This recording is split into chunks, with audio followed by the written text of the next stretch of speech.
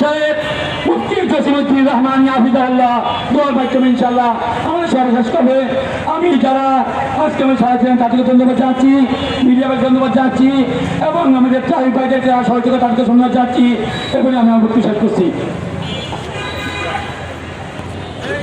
সকলেই দরুদ শরীফ পড়ি। আল্লাহুম্মা সাল্লি আলা মুহাম্মাদিন ওয়া আলা আলি মুহাম্মাদ কামা সাল্লাইতা আলা ইব্রাহিম ওয়া আলা আলি ইব্রাহিম ইন্নাকা হামিদুম মাজিদ। যে কোনো আন্দোলন সফল হতে হলে তিনটা জিনিসের প্রয়োজন হয়। একটা হচ্ছে উলামায়ে কেরামদের নেতৃত্ব, দ্বিতীয় হচ্ছে যুবকের শ্রমবান রক্ত, তৃতীয় হচ্ছে ধনীদের অর্থ। আমাদের দেশে অনেক আন্দোলন হয়, কাদিয়ানীদের বিরুদ্ধে আন্দোলন হয়। আমি এটাকে বলি বাৎসরিক ওরস পালন করে, একটা অনুষ্ঠান করে সারা বছর ঘুমিয়ে থাকে। আপনারা যদি সত্যিকার অর্থে ইসকনকে নিষিদ্ধ ঘোষণা পর্যন্ত আন্দোলন চালাতে চান, তাহলে বাৎসরিক শুক্রবারের ওরস পালন করলে চলবে না।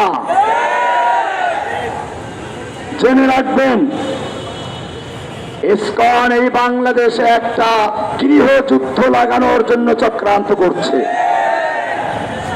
ইতিপূর্বে আপনারা যতগুলো ঘটনা দেখেছেন, বাইতুল মুকাররমে কোরআন পোড়ানো, মন্দিরে কোরআন রাখা, এই সবগুলোই ছিল ইসকনের সুপরিকল্পিত চক্রান্ত।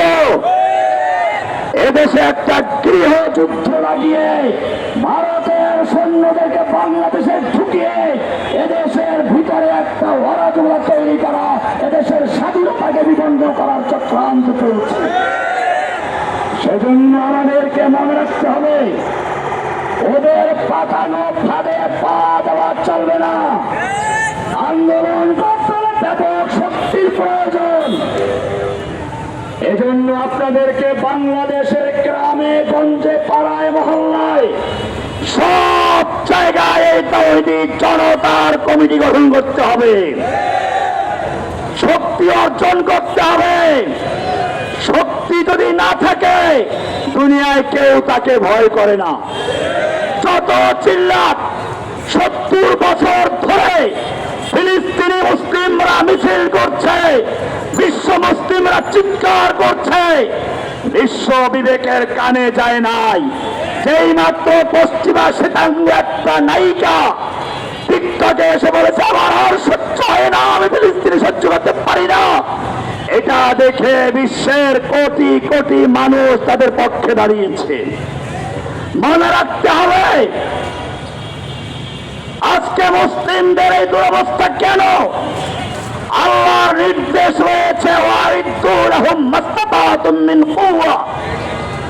তোমরা তোমাদের সাধ্য সামর্থ্য মতো শক্তি অর্জন করো। আমাদেরকে শক্তি অর্জন করতে হবে, ঐক্যবদ্ধ হতে হবে।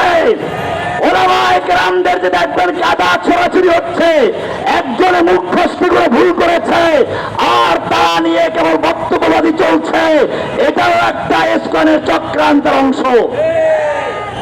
মুসলিম উম্মাহকে বিভক্ত করার জন্য, আলেম ওলামাদের মধ্যে গন্ডগোল লাগাবার জন্য, ইসলামী সংগঠনগুলোর মধ্যে বিভেদ তৈরি করার জন্য ইসকন এবং তাদের দোসর একদল মৌলবীদেরও চক্রান্ত কাজ করে যাচ্ছে। সেজন্য আমরা বলবো, আজকের শুধু এই পর্যন্ত নয়, সারা বাংলাদেশে আন্দোলনের কর্মসূচি ঘোষণা আসবে। যদি প্রয়োজন হয়, সরকার আমাদের কথায় কর্ণপাত না করে আমাদেরকে যদি লাগাতার কর্মসূচি দিয়ে মাঠে থাকতে হয়, তৈরি আছো কিনা? আল্লাহুম্মা আমিন। রব্বানা যালামনা আনফুসানা ওয়া ইল্লাম তাগফির লানা ওয়া তারহামনা লানাকুনান্না মিনাল খাসিরিন।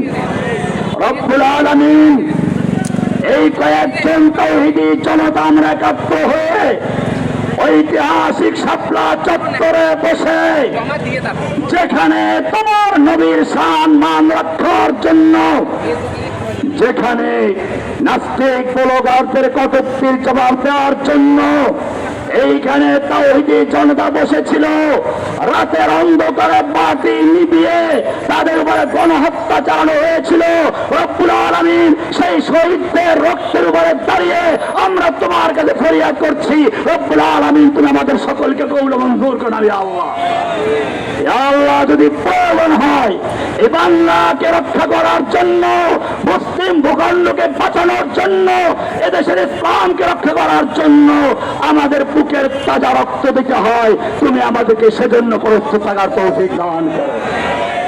রব্বুল আলামিন, আমাদের দেশের সরকার মুসলমান, এদেশের আলেম ওলামারা যারা এদেশে পূজার সময় মন্দিরে গিয়ে পাহারা দিয়েছিল, আজকে সেই ওলামায়ে কেরামরা যখন দেখতে পাচ্ছে তাদের একজন ইমামকে গুম করে উলঙ্গ করে রাস্তায় ফেলে রাখা হয়েছিল, জঙ্গলে ফেলে রাখা হয়েছিল, তখন তাদের মুখে কুলুপ এঁকে দিয়েছে।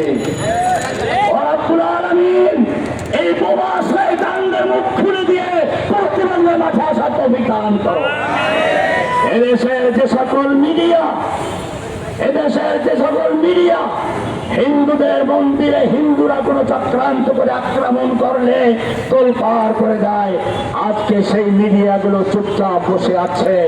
রব্বুল আলামিন, এদেশের মুসলিমদেরকে মিডিয়া শক্তি এবং জনশক্তি, অর্থ শক্তি অর্জন করে সকল পথের মোকাবেলার জন্য তৈরি হওয়ার তৌফিক দান করো। সুবহান রাব্বিকা রাব্বিল ইজ্জাতি আম্মা ইয়াসিফুন ওয়া সালামুন আলাল মুরসালিন। পরিশেষে রব্বুল আলামিন, যারা এই মুসলিমদের পক্ষে কাজ করছে, যারা মুসলিমদের পাশে গিয়ে দাঁড়াচ্ছে, তাদেরকেও দুশমনরা ভীতি প্রদর্শন করছে, রব্বুল আলামিন তাদের জান মাল হেফাজত করার দায়িত্ব তুমি মেহেরবানি করে তুমি গ্রহণ করে নাও। ইয়া আল্লাহ, তুমি তো বলেছো মুমিনদের মাওলা তুমি।